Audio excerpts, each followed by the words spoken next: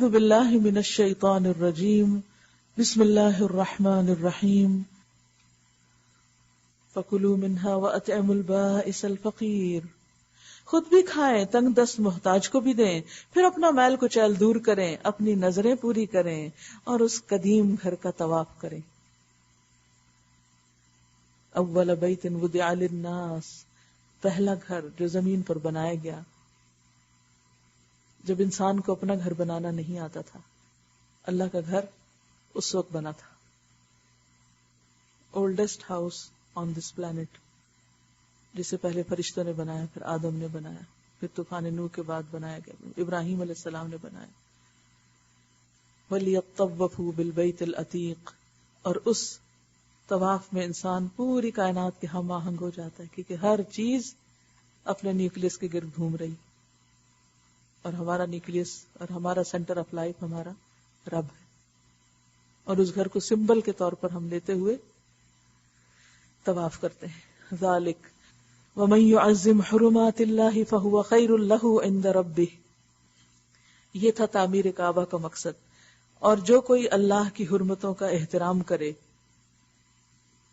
تو یہ اس کے رب کے نزدیک خود اسی کے لیے بہتر ہے، خود انسان کو فائدہ ملتا ہے اس کا. اللہ کا گھر محترم، وہ مسجد محترم، وہ سارے شاعر محترم. عبادت میں کچھ چیزیں ظاہری ہوتی ہیں اور کچھ باطنی ہوتی ہیں. نماز ایک ظاہری عبادت کے علاوہ باطنی تجربہ بھی ہوتا ہے. لیکن کچھ چیزیں ہیں جو بالکل آبویس سامنے نظر آ رہی ہیں، جیسے حرم ہے، قربانی کے جانور اور چیزیں. تو ان چیزوں کا احترام بھی لازم ہے، کیونکہ یہ سب ایسوسیٹڈ ہیں ہمارے رب سے.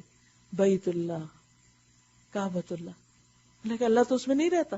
اللہ نے اس کو شرف بخشا ہے نا، یہ تشریفی اضافت ہے، کیونکہ وہ گھر اللہ کی یاد دلاتا ہے، اس لیے اس کو اللہ کا گھر کہتے ہیں. وہ ہو نہیں سکتا آپ کعبہ دیکھیں اور آپ کو رب یاد نہ آئے. کیونکہ بہت سے لوگ کہتے ہیں نا، فرق کیا ہے اگر کچھ لوگ قبروں کی پوجا کرتے ہیں اور کچھ پتھروں کی کرتے ہیں، تو مسلمان بھی تو بلیک ہاؤس کی کرتے ہیں. ہم اس بلیک ہاؤس کی نہیں کرتے عبادت. فَلْيَعْبُدُوا رَبَّ هَذَا الْبَيْتِ، تو اللہ کی کرتے ہیں. کیونکہ ہمارا عقیدہ تو کیا ہے کہ اللہ اپنے عرش پر ہے، اس گھر میں نہیں ہے. لیکن وہ گھر چونکہ اللہ کی یاد دلاتا ہے، اور وہ تو صرف ایک نیوکلس کی طرح سب کے لیے ایک نقطہ ہے کہ جس کے گرد اکٹھے ہو کر اپنی اجتماعیت اور اتحاد کا ثبوت دیں. وہ اس لیے نہیں کہ ہم اس کو پوج رہے ہوتے ہیں یا اس کو سجدہ کر رہے ہوتے ہیں، وہ تو صرف ایک ڈائریکشن ہے جس کو فالو کر رہے ہوتے ہیں، کیونکہ کوئی تو کرنی ہی تھی ڈائریکشن فالو. وَلِكُلِّ وِجْهَةٌ هُوَ مُوَلِّيهَا فَاسْتَبِقُوا الْخَيْرَاتِ، ہر ایک کسی نہ کسی ڈائریکشن کو فالو کرتا ہے. اصل چیز ہے مرکز عبادت، جو محترم گھر ہے. تو جو اس گھر کی عزت کرتا ہے، اس سے محبت رکھتا ہے، وہ اس شخص کے لیے ہی اچھا ہے جو ایسا کرے. اور تمہارے لیے مویشی جانور حلال کیے گئے ماں سوا ان چیزوں کے جو تمہیں بتائی جا چکی ہیں، بس بتوں کی گندگی سے بچو، جھوٹی باتوں سے پرہیز کرو. اللہ اکبر. یہاں جھوٹ کو بتوں کے ساتھ ایک جگہ پر مینشن کیا گیا، اسی لیے جھوٹ بھی انتہائی گندی چیز ہے.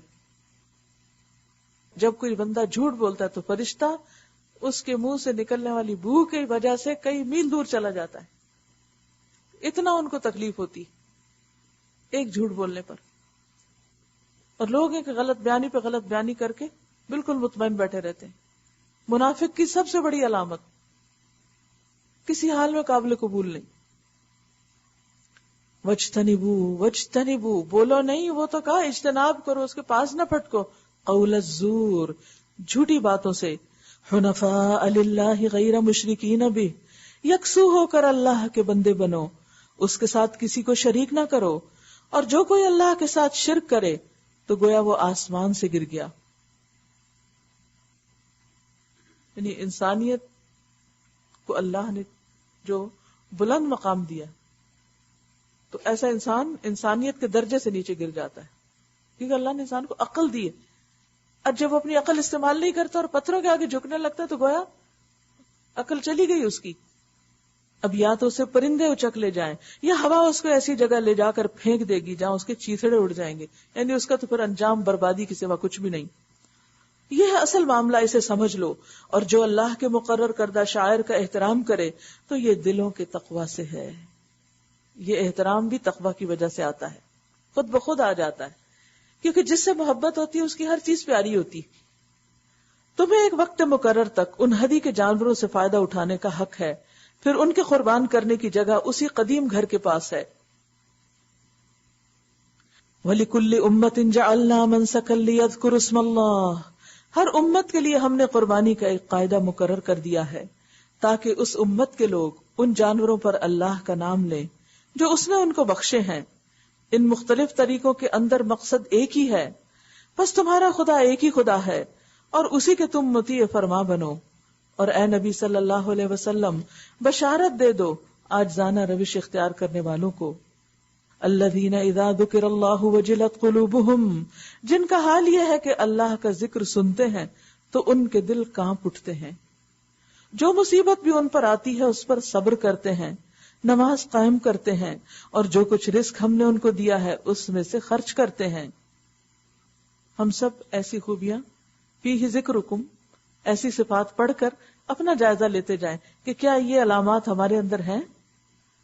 اور قربانی کے اونٹوں کو ہم نے تمہارے لیے شاعر اللہ میں شامل کیا، وہ بھی اللہ کی نشانیاں ہیں کیونکہ اس کے نام پہ قربان ہونے جا رہے ہیں. تمہارے لیے ان میں بھلائی ہے، لکم فیہا خیر، تمہارے فائدے کی چیز ہے، بس انہیں کھڑا کر کے ان پر اللہ کا نام لو، اور جب قربانی کے بعد ان کی پیٹھیں زمین پر ٹک جائیں تو ان میں سے خود بھی کھاؤ اور ان کو بھی کھلاؤ جو قناعت کیے بیٹھے ہیں، اور ان کو بھی جو اپنی حاجت پیش کریں. ان جانوروں کو ہم نے اس طرح تمہارے لیے مسخر کیا ہے تاکہ تم شکریہ ادا کرو. اگر اونٹ بھی شیر کی طرح ہوتا یا زرافے کی طرح تو کیسے ذبح کر سکتے تھے؟ نہ ان کے گوشت اللہ کو پہنچتے ہیں نہ خون، مگر اسے تمہارا تقویٰ پہنچتا ہے. دل کی حالت وہ دیکھی جاتی ہے. یوں ہی لگتا ہے نا کہ جیسے آپ مثلاً آپ کو کوئی ٹیسٹ ہو رہا ہوتا ہے، جیسے ای سی جی ہو رہی ہے، ہارٹ کا کوئی اور ٹیسٹ، ایکو ہو رہا ہے، ایک اور ٹیسٹ بھی، تو اس میں آلات تو آپ کے جسم پہ لگے ہوئے ہوتے ہیں لیکن رزلٹ کہاں دیکھا جاتا ہے؟ اسکرین پہ دیکھتے ہیں. تو ڈاکٹر کی ساری توجہ کہاں ہوتی ہے؟ آپ کی طرف ہوتی ہے، ادھر ہوتی ہے، ادھر ہوتی ہے، کیونکہ اصل چیز ہے وہ، آپ نہیں. آپ کا تو جو ہے وہ وہاں دکھ رہا ہے، اس کو انالائز کیا جائے گا. اسی طرح جب ہم کوئی عبادت کرتے ہیں یا کوئی قربانی کرتے ہیں یا کچھ بھی، وہ اپنی جگہ ایک ایکشن ہے، ایک وجود ہے اس کا، لیکن دیکھا یہ جاتا ہے کہ اس کے لیے نیت کیا ہے، اس کے لیے اندر کی جو ڈائیگرام ہے وہ کیسے بن رہا ہے، کتنے دل سے کر رہے اور اوپر نیچے کی حالتیں کیا ہیں، کیا گراف بن رہا ہے اس کا. اور اس کو اللہ تعالیٰ دیکھتا ہے، اس کی نظر دل کی اسکرین پر ہوتی ہے، تمہارے اس خاص فعل کی طرف اتنی نہیں، کیونکہ وہ اس کو اس سے دلچسپی نہیں، گوشت تو تم خود ہی کھا جاؤ گے. کوئی بھی کام کرو گے اس کا تو تمہیں وقتی طور پہ فائدہ ہوگا، اصل تو دیکھا جائے گا کہ تم جذبہ کیا تھا، تقویٰ کتنا تھا. كَذَلِكَ سَخَّرَهَا لَكُمْ لِتُكَبِّرُوا اللَّهَ عَلَى مَا هَدَاكُمْ، اس نے ان کو تمہارے لیے اس طرح مسخر کیا ہے تاکہ اس کی بخشی ہوئی ہدایت پر تم اس کی بڑائی بیان کرو. اور اے نبی صلی اللہ علیہ وسلم بشارت دے دو نیکوکار لوگوں کو، محسنین کو. ان اللہ یدافع عن الذین آمنوا، یقیناً اللہ مدافعت کرتا ہے ان لوگوں کی طرف سے جو ایمان لائے. اللہ ان کی حفاظت خود کرے گا، ان کا دفاع کرے گا.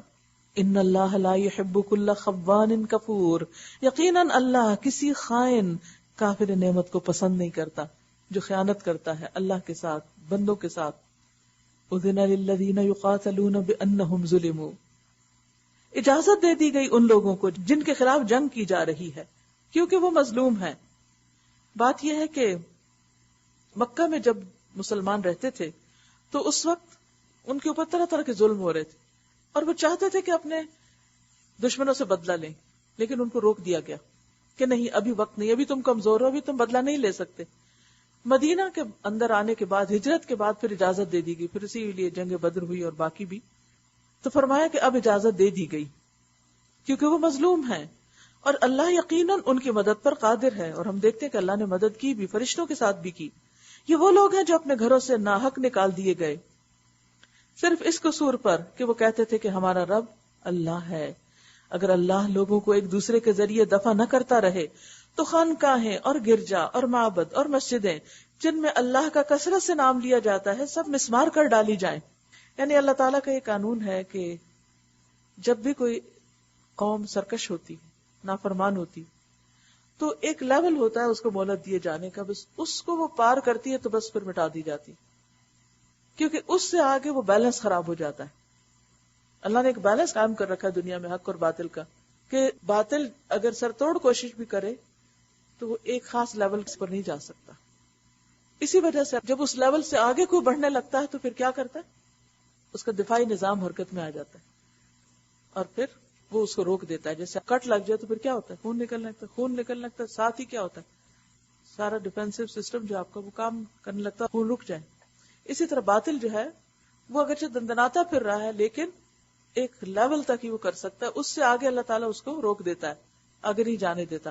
اگر اللہ تعالیٰ اس کو کھلا چھوڑ دے تو زمین پر کوئی عبادت گاہ بھی باقی نہ رہے، سب صفایا ہو جائے. وَمَسَاجِدُ يُذْكَرُ فِيهَا اسْمُ اللَّهِ، اور مسجدیں جن میں اللہ کا نام کثرت سے ذکر کیا جاتا ہے سب مسمار کر ڈالی جائیں. وَلَيَنْصُرَنَّ اللَّهُ مَن يَنْصُرُهُ، کتنی زبردست بات. یہ کیسے ہو سکتا ہے آپ اللہ کے دین کی خدمت کریں، آپ اس کے دین کا دفاع کریں، آپ اس کے دین کی مدد کریں اور وہ آپ کی مدد نہ کرے؟ یہ نہیں ہو سکتا. وہ تو انتہائی قدردان ہے، وہ تو چھوٹی چھوٹی کوششوں کو بھی قبولیت عطا فرماتا ہے. تو جو شخص بھی حق کا ساتھ دے گا، حق کا دفاع کرے گا، اللہ تعالیٰ اس کو مدد عطا کرے گا، ریسورسز عطا کرے گا، لوگ عطا کرے گا، ماحول اس کو دے گا. ان اللہ لقوی عزیز، بے شک اللہ بڑا طاقتور زبردست ہے. یہ وہ لوگ ہیں جنہیں اگر ہم زمین میں اقتدار بخشیں تو وہ نماز قائم کریں گے، زکوٰۃ دیں گے، معروف کا حکم دیں گے اور منکر سے منع کریں گے، اور تمام معاملات کا انجام کار اللہ کے ہاتھ میں ہے. اے نبی اگر وہ تمہیں جھٹلاتے ہیں تو ان سے پہلے قوم نوح اور عاد اور سمود اور قوم ابراہیم اور قوم لوط اور اہل مدین بھی جھٹلا چکے ہیں، اور موسیٰ علیہ السلام بھی جھٹلائے جا چکے. ان سب منکرین حق کو پہلے ہم نے مہلت دی، پھر پکڑ لیا. دیکھ لو کہ میری عقوبت کیسے تھی. یہ جو پیچھے بات ہوئی نا کہ اللہ تعالیٰ ایک لیول تک لوگوں کو فساد کرنے دیتے اس کے بعد روک دیتے، تو پچھلی ساری قومیں اس بات کی مثال ہے کہ جب ان کا وقت پورا ہو گیا تو ان سب کو صفحہ ہستی سے مٹا دیا گیا. پھر دیکھ لو کہ میری عقوبت کیسے تھی. کتنی ہی خطا کار بستیاں ہیں جن کو ہم نے تباہ کیا ہے اور آج وہ اپنی چھتوں پر الٹی پڑی ہیں. کتنے ہی کنویں بیکار، کوئی پانی لینے والا نہیں، کبھی وقت لوگ اس پہ جھگڑتے تھے. کتنے ہی قصر، محلات، کھنڈر بنے ہوئے. کیا یہ لوگ زمین میں چلے پھرے نہیں کہ ان کے دل سمجھنے والے اور ان کے کان سننے والے ہوتے؟ حقیقت یہ ہے کہ آنکھیں اندھی نہیں ہوتی مگر وہ دل اندھے ہو جاتے ہیں جو سینوں میں ہیں، اور دل مردہ دل نہیں ہے، اسے زندہ کر دوبارہ. اور دلوں کی زندگی کس چیز میں ہے؟ اللہ کی کتاب میں، اللہ کا کلام. یا ایھا الذین آمنوا استجیبوا للہ وللرسول اذا دعاکم لما یحییکم. اے ایمان والو، اللہ اور رسول کی پکار پہ لبیک کہو جب وہ تمہیں ایسی چیز کی طرف بلائیں جو تمہیں زندگی بخشتی ہے. تو کہاں بلاتے ہیں؟ اسی کتاب میں ہی بلاتے ہیں نا. کتنی دفعہ کہتے ہیں یا ایھا الذین آمنوا. یہ لوگ عذاب کے لیے جلدی مچا رہے ہیں، اہل مکہ. اللہ ہرگز اپنے وعدے کے خلاف نہ کرے گا، مگر تیرے رب کے ہاں ایک دن تمہارے شمار کے 1000 برس کے برابر ہوا کرتا ہے. اللہ بڑا صبور ہے، وہ لوگوں کی غلط حرکتوں پر فوراً نہیں پکڑتا ان کو. وہ 1000 سال بھی آرام سے صبر کر لیتا ہے، اور وہ صبر کرتا ہے. یہ کرتے کیا یہ لوگ؟ اللہ ہرگز اپنے وعدے کے خلاف نہ کرے گا مگر تیرے رب کے ہاں کا ایک دن تمہارے شمار کے 1000 برس کا ہوا کرتا ہے.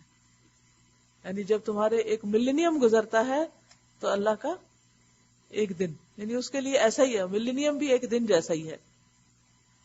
کتنی ہی بستیاں ہیں جو ظالم تھیں، میں نے ان کو پہلے مہلت دی پھر پکڑ لیا، اور سب کو واپس تو میرے ہی پاس آنا ہے.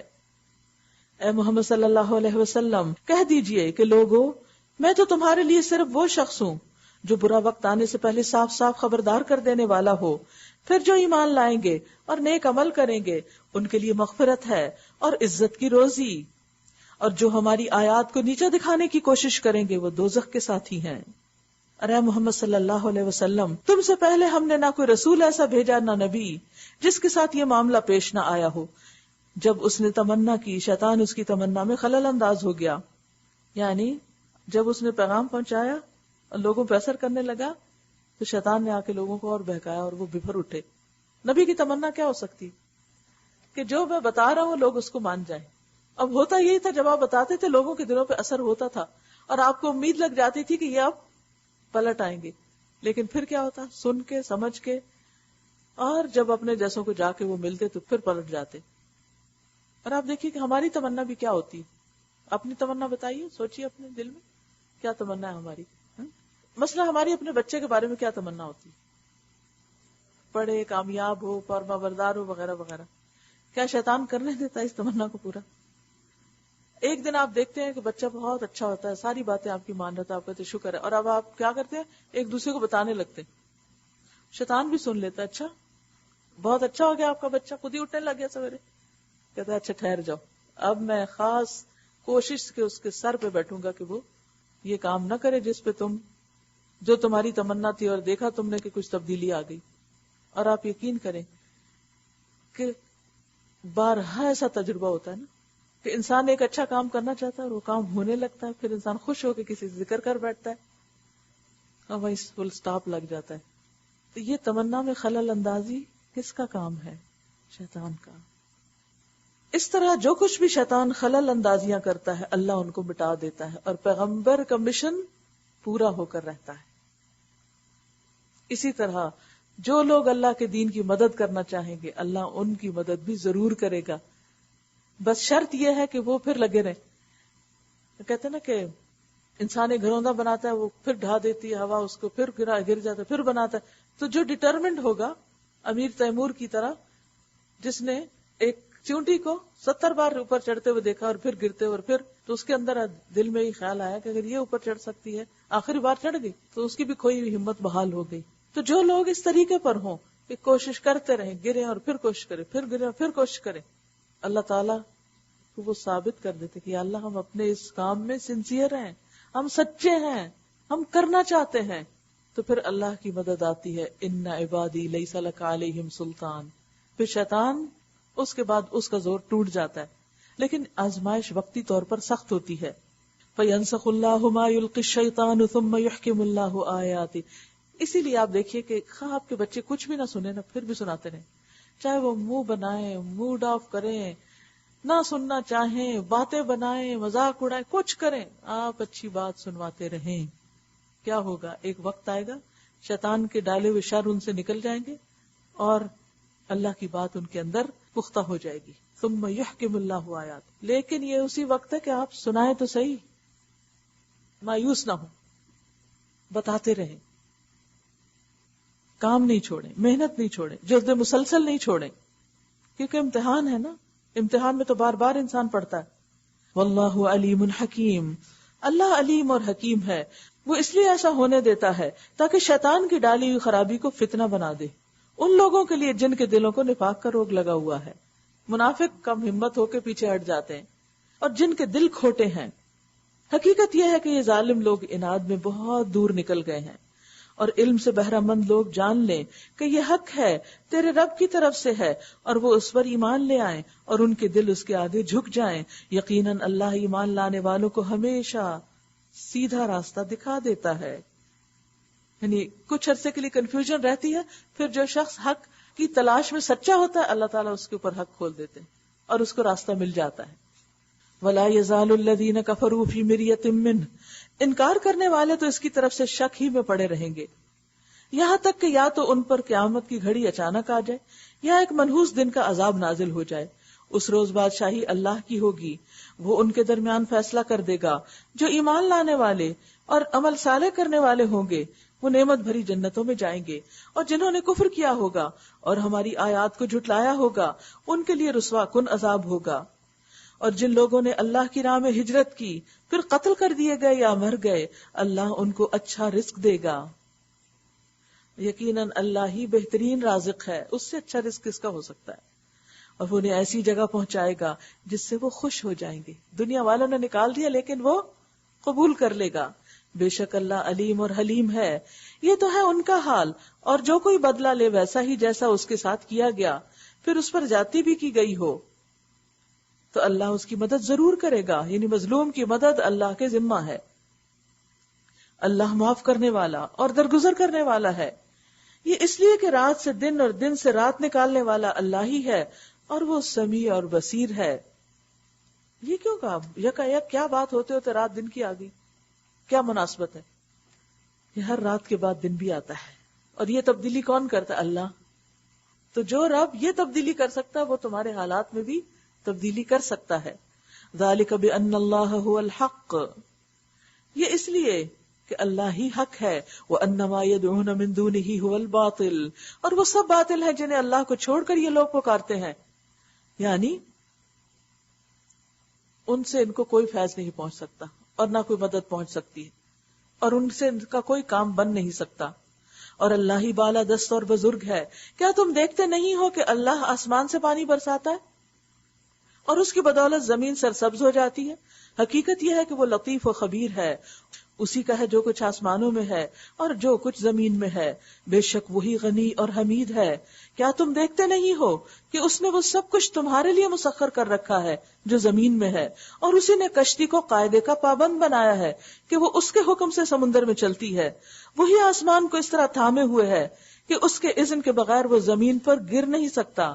واقع یہ ہے کہ اللہ لوگوں کے حق میں بڑا شفیق اور رحیم ہے کہ وہ انہیں دنیا میں گناہوں کے باوجود جینے کی مہلت دے رہا ہے اور نعمتوں پہ نعمتیں دیے چلے جا رہا ہے. وہی ہے جس نے تمہیں زندگی بخشی ہے، وہی تم کو موت دیتا ہے، وہی تم کو پھر زندہ کرے گا. سچ یہ ہے کہ انسان بڑا ہی منکر حق ہے کہ سب کچھ کرتا وہ ہے اور کریڈٹ کسی اور کو مل جاتا ہے. یہ ہے ظالم انسانوں کے کام. ہر امت کے لیے ہم نے ایک طریقہ عبادت مقرر کیا ہے. بات یہ ہے کہ دین ایک ہی ہے سب پیغمبروں کا جو لے کر آئے، وہ اللہ کی عبادت، شرک نہیں کرنا اور اس کی عبادت کرنا ہے. لیکن اس کی تفصیلات تھوڑی فرق ہے جس کو شریعت کہا جاتا ہے. اس میں کچھ نہ کچھ تبدیلیاں ہوتا ہی ہے کہ جب ایک شریعت آتی ہے لوگ اس کے اوپر قائم ہو جاتے، پھر اس کے اوپر عرصے تک ایک ریچول سمجھ کے قائم رہتے ہیں. پھر اس کے اندر کیا ہوتا ہے؟ روح نہیں رہتی. پھر اللہ تعالیٰ تبدیلی کر کے سٹائل تھوڑا تبدیل کر کے پھر نئے نبی کو نئی شریعت دے دیتے ہیں. اب نبی صلی اللہ علیہ وسلم پر آ کر ختم ہوگی نبوت، اب اور تو نہیں آنی. لیکن اگر آپ غور فرمائیں تو آپ دیکھیں گے کہ ہماری عبادت کے اندر جو ہمیں مقرر کیا، اس کے اندر اتنی ورائٹی رکھ دی گئی ہے. مثلا ہر روز نماز میں آپ ایک نئی سورت پڑھیں، آپ کو نئی نئی چیزیں ملتی جائیں گی. اسی طرح سجدے کی کئی دعائیں، اتحیات کے بعد کئی دعائیں ہیں. یہاں ہاتھ باندھ کے جو پڑھتے ہیں ہم، اس کی کئی دعائیں ہیں. وہ کس لیے ہیں؟ تاکہ انسان بدل بدل کر پڑھتا رہے اور اس کے اندر یکسوئی رہے، اس کی روح ختم نہ ہو. تو اس لیے اللہ نے کیا کیا؟ طریقے عبادت ہر ایک کا فرق مقرر کیا جس کی وہ پیروی کرتی ہے. پس اے محمد صلی اللہ علیہ وسلم، وہ اس معاملے میں تم سے جھگڑا نہ کریں، تم اپنے رب کی طرف دعوت دو، یقیناً تم سیدھے راستے پر ہو. اور اگر وہ تم سے جھگڑیں تو کہہ دو کہ جو کچھ تم کر رہے ہو وہ اللہ کو خوب معلوم ہے.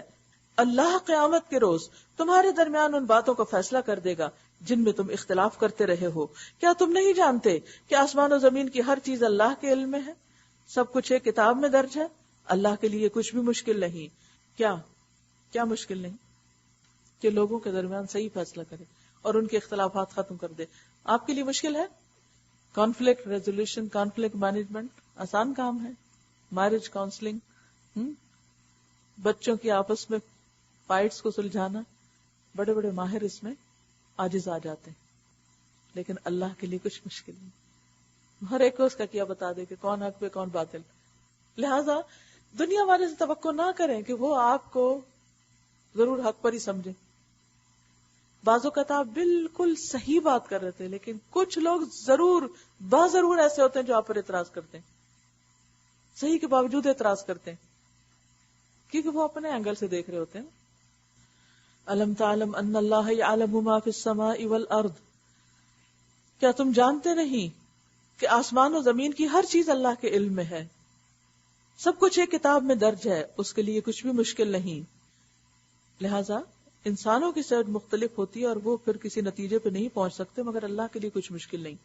یہ لوگ اللہ کو چھوڑ کر ان کی عبادت کر رہے ہیں جن کے لیے نہ تو اس نے کوئی سند نازل کی ہے اور نہ یہ خود ان کے بارے میں کوئی علم رکھتے ہیں. ان ظالموں کے لیے کوئی مددگار نہیں ہے. اور جب ان کو ہماری صاف صاف آیات سنائی جاتی ہیں تو تم دیکھتے ہو کہ منکرین حق کے چہرے بگڑنے لگتے ہیں. وہ کیوں؟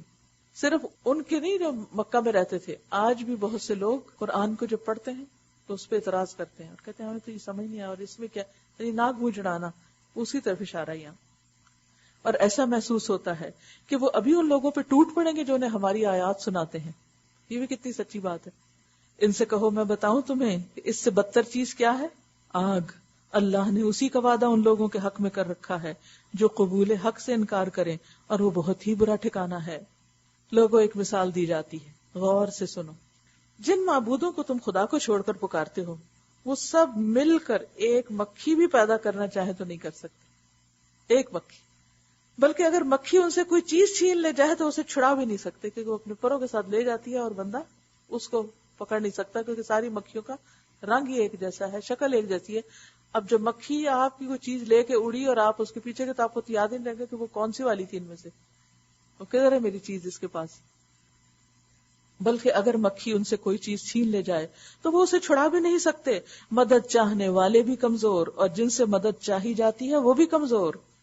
ان لوگوں نے اللہ کی قدر ہی نہ پہچانی جیسا کہ اس کے پہچاننے کا حق ہے. واقعہ یہ ہے کہ قوت اور عزت والا تو اللہ ہی ہے. اللہ یستفی من الملائکۃ رسلا ومن الناس. حقیقت یہ ہے کہ اللہ ملائکہ میں سے بھی پیغام رساں منتخب کرتا ہے جیسے جبریل، اور انسانوں میں سے بھی.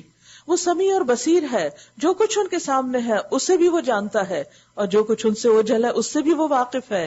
یعنی اس کا علم محیط ہے، ہر چیز کو گھیرے ہوئے ہے، اور سارے معاملات اسی کی طرف رجوع ہوتے ہیں، سب کو وہی واپس جانا ہے. یا ایھا الذین آمنوا ارکعوا واسجدوا واعبدوا ربکم وافعلوا الخیر لعلکم تفلحون. اے لوگو جو ایمان لائے ہو، رکوع اور سجدہ کرو، اپنے رب کی بندگی کرو اور نیک کام کرو، شاید کہ تم کو فلاح نصیب ہو. وجاہدوا فی اللہ حق جہادہ. اللہ کی راہ میں جہاد کرو جیسا کہ جہاد کرنے کا حق ہے، جان سے، مال سے اور دیگر وسائل سے. هو اجتباکم. اس نے تم کو چن لیا.